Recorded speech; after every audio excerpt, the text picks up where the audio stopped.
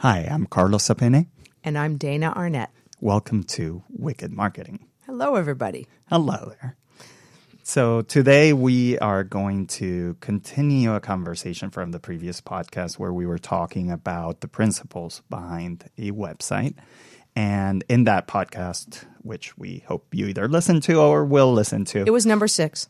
We will, we mentioned that we will be discussing today how to get people to your website. So I guess the basics about driving traffic to your website. So there's multiple ways of driving traffic to your website. And when you talk to marketers like us, we have terms for those strategies. So there are organic ways to drive people to your website.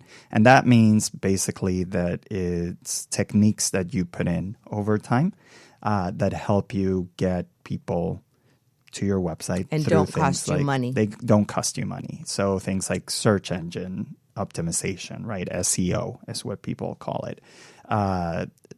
Social media being used to drive traffic to your website. That's another technique. And then there's the paid version of those, which are called search engine marketing, meaning that those are ads that show up in the first 3 positions on Google, for example. So the top 3 results that show up on the page, and social media marketing. All those ads that run through your feed on Facebook asking you to buy those really cute shoes or shorts. Instagram and Instagram stories and all these things. So let's start with organic. Right. So at the very basic level, when you talk about organic, people tend to throw out the word SEO or the acronym SEO out there a lot, search engine optimization. And that is, there's a reason why SEO is sort of like the first step, right?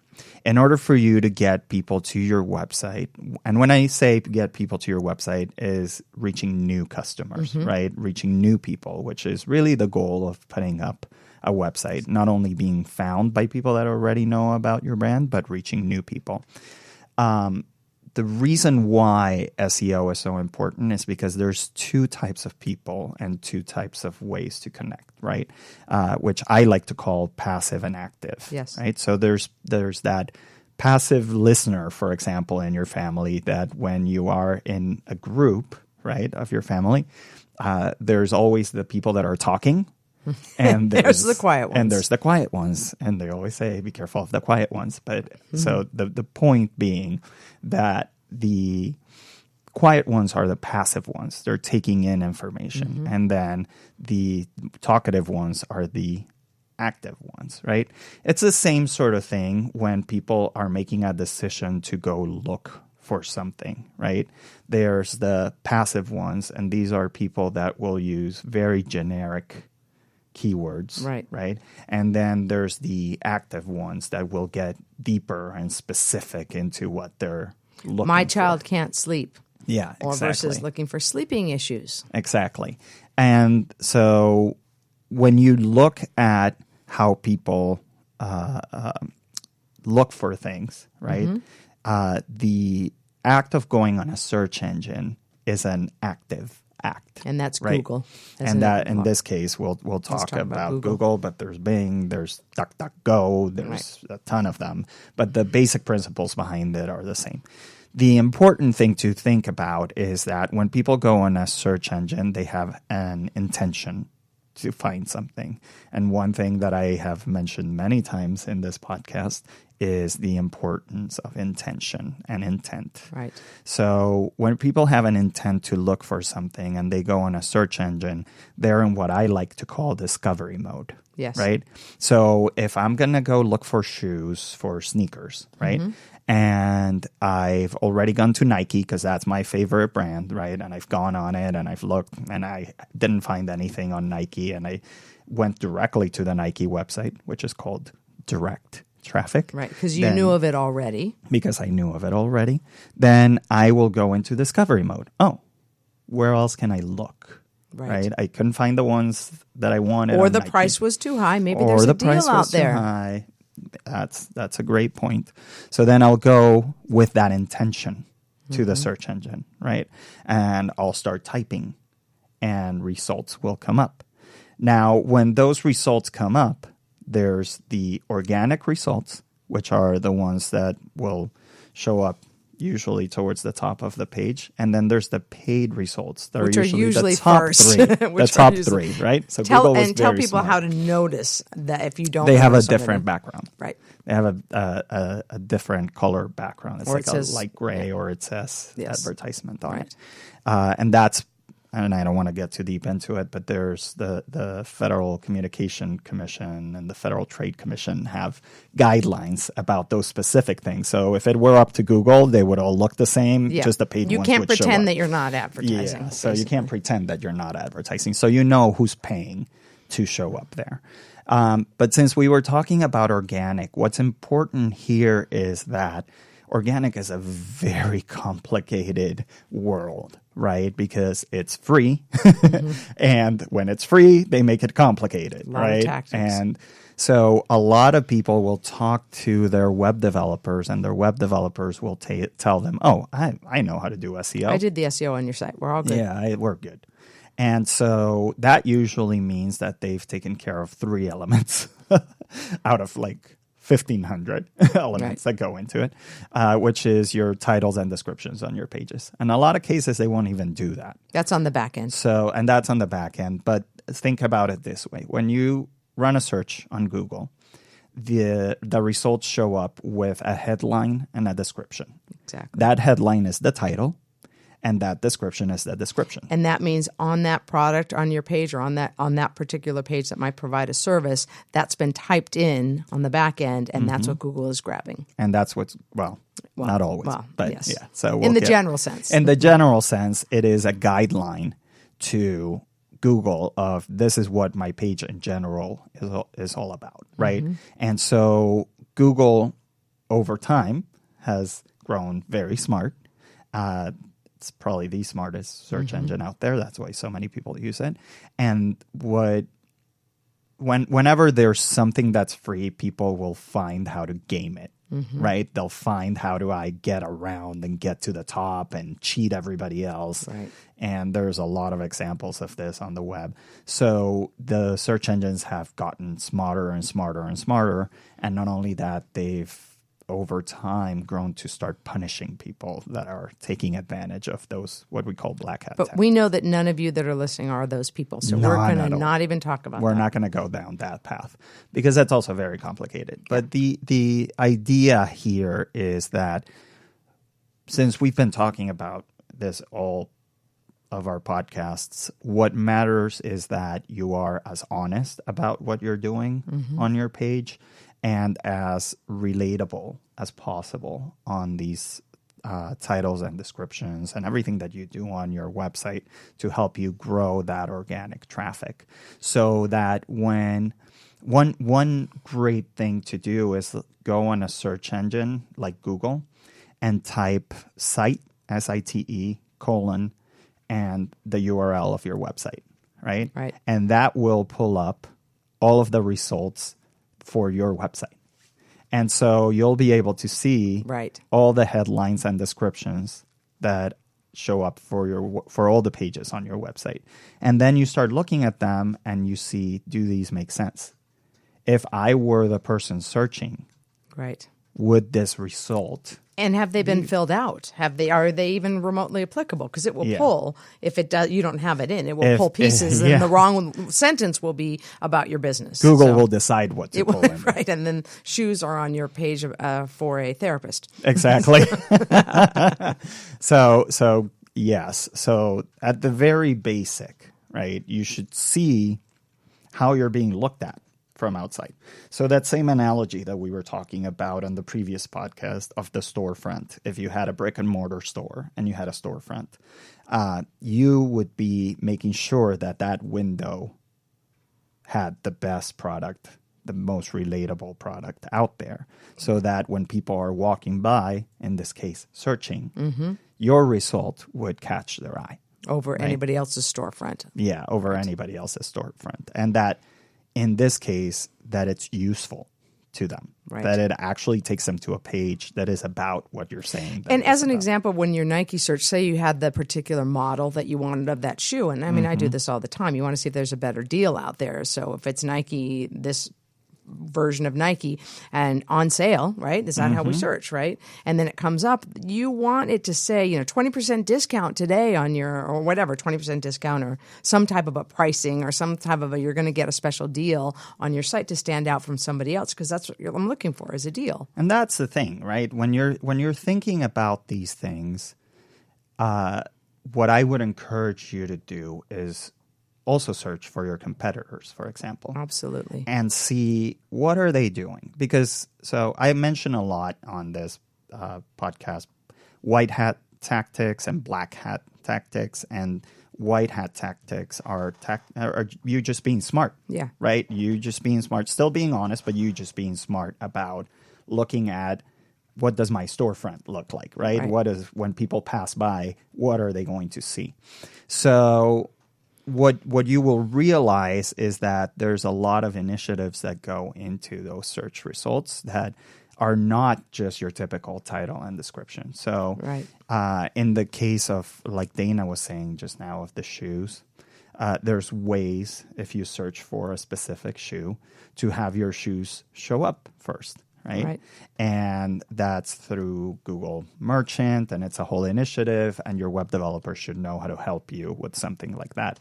Another white hat tactic that's hot right now is Google is now displaying YouTube search results for video before search results about anything else, if there's a video for that specific topic. So if a video was made on my shoes that I'm looking for, those Nikes that I'm looking for, that's what would appear. Yeah, and if that video, because we have to remember, and this is something that I tell people, and it kind of surprises them, that if you look at the 3 top search engines in the world, the first one is Google, and the second one is YouTube. That's right. Not Bing. It's YouTube. I don't know how many people have been know to use Bing or know that Bing exists, but yes. Well, Microsoft also makes it the default search engine on Windows and you have to switch machines, so you have to switch it. But so they trick you into it. But what's important here is that YouTube is a search engine, right? And now Google is pulling in YouTube results into their results. So if you have a pottery store, like a friend of ours is launching, having videos about that pottery, right? Creating them. They can be simple. They don't have Classes, to be they don't have to be complicated. They just cover in general the ideas of pottery and what this type of pottery is. Always thinking from the perspective of what would people be searching for. Yeah, and what would they want to look at? Yeah. So like if it's pottery stores in Venice, California, that you want to show up for, then do a video about your pottery store in Venice, California, and title it Pottery Store in Venice, California. If you're looking for great pottery, blah, blah, blah, that's the description of your video, right? And then you post it to YouTube. And then what's going to happen is when people are searching for pottery stores in Venice, California, your video will show up first. Right. And so you may not be at the top of the search results. Right. But your brand will show up. Exactly. And that's why having an appropriate title, as Carlos said, and an appropriate description for how people would search is needed there. Because some people will just put up a title and it doesn't really mean anything. You find it and you're like, I don't know necessarily what this is about. Yeah. And then so title and description, super important. Well, yeah. And think about it this way, right? If you having a website is about discovery, right? About people finding you, new people finding you. Well, then if you create a video that's so specific, right? A pottery store in Venice, California. You can introduce people visually to your pottery store. You can talk about where your pottery store is located on the corner of blah and blah. And these are the sort of pottery that we have here. At the end of the day, that's discovery. Right. And here's the classes we offer. And here's somebody throwing something on the wheel. Lots of things. Yeah. So there's ways to do things, and what will happen is when you start searching for your competitors, you will see some of them are doing them. Right. There's also, and I don't want to get too advanced with this, but there's additional tags that relate to specific types of search engine optimization. Like if you're a movie theater, for example, you can have your movie tickets purchase and hours, the times for the movies, show up in the search results. So people don't have to go to your website and search for the movie after they're there. Right. You're already displaying it directly to them. Right. At the end of the day, you want them to buy tickets. Right. So Quick, you can easy. do that. If you're an author, right, and you have a ton of books, you can have your book titles show up in the search result when people are searching for you and link those directly to that book page so that they can go buy that book. Right. So things like that are the at the very basic how SEO can You know get what a I think little is more so funny complex. is just I'm sitting here listening to you talk about SEO, and I think that it's so funny because people. I don't know about anybody, who's listening or what level of knowledge, but, everything that you just explained is really not basic. Because I was sitting here saying, well, that's as an agency, that's the kind of work that we do for a client. Yeah. But, and I think the easiest way to think about this, if you are a new business or rebranding your business, is that you need to hire a qualified developer who understands a qualified SEO. marketing agency, a qualified SEO specialist. So it's or at the very basic, if you can't afford it, at least do some research about it. Exactly. Because what bothers me the most is that there's this notion that has permeated over the years that the internet has existed. And it was based on that whole, if I build it, they will come type of thought process, that websites and digital marketing doesn't work. That's not true. Because I built my website, I paid $5,000 for it, or $10,000, or $50,000, God knows, $3,000, or in some cases, or I went to Wix. Or I went to Wix, and I'm paying like $150. $150 to do it, and nobody came. So obviously, the internet doesn't work for me. Or my business is no good. Even sadder, I don't have a good product, and that's not. Yeah, and it's not bringing people in the door. Yeah, it doesn't feel good. So there's many things that go into that. But what I will guarantee you is that there's someone or multiple someones in that same industry that have a store that probably is less than yours, right? Less beautiful, less effective, less products, that are doing very well with digital marketing. So long story short, what it is don't think that it's the SEO that's not working. It may be that you just have the wrong person doing your SEO. Right. It also may mean that the person that did it thought that they were an SEO expert, and they just don't know all the different initiatives that you can put in place. It also means probably that the other people that are ranking higher than you did hire someone. Might know how. And it's expensive. I don't want to kid anybody that, because your developer can do the basics on their end, but as Carlos was saying, an SEO specialist, it costs money to do that. And that's kind of like, it's a growth thing. It's an overtime that you'd love to be able to go spend $5,000 on your website and go spend another $5,000 for your SEO. But not, if it's not a reality for you, it's just the next thing to look at that will be very important. Well, and it's the same thing as, again, I like to use that storefront idea because I feel like everyone knows what a store looks like, right? If you open a store, right, and you paint the outside of the store and it looks really pretty, and you put your windows up, and you put all your shoes on your window, and then you just leave that, right, and you don't change it. 3 months down the line, Christmas, you don't even put Christmas stuff on. You don't put Christmas stuff on it. You don't, over time, the paint's going to scratch, right?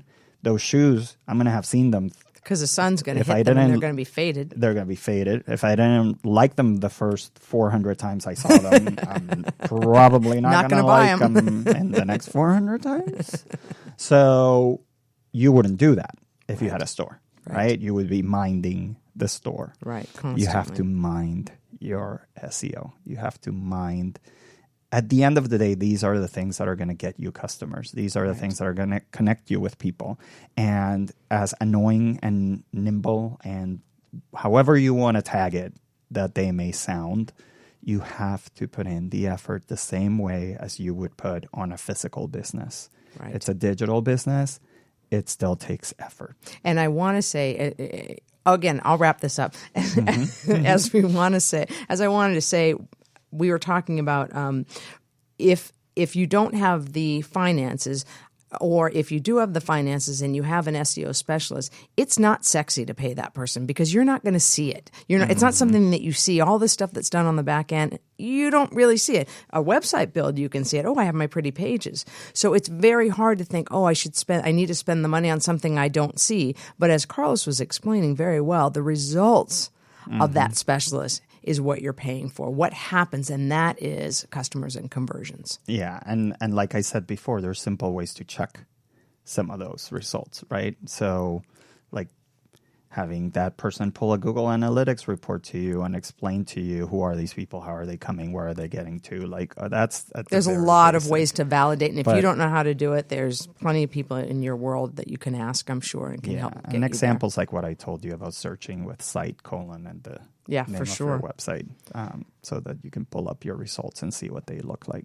So there's a lot of tactics, and I know we wanted to go into other ways. I know we're going really to go down the. You know, I think that these podcasts have a life of their own for most people. Yeah, and there's so much to share, and we get so excited to share it with you all. So yeah, so I hope that you found some useful tidbits, even though I tend to sometimes jump in deeper. Thankfully, Dana pulls me out. I pull him out. That's my job. I try to be Oprah with him. I do it for every man, so they all understand.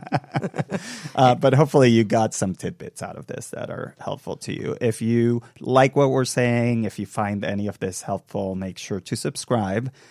We're available through the Apple Podcast app. You can also iHeartRadio recently, Spotify. So we should be all over the place. You can find us. You can find us.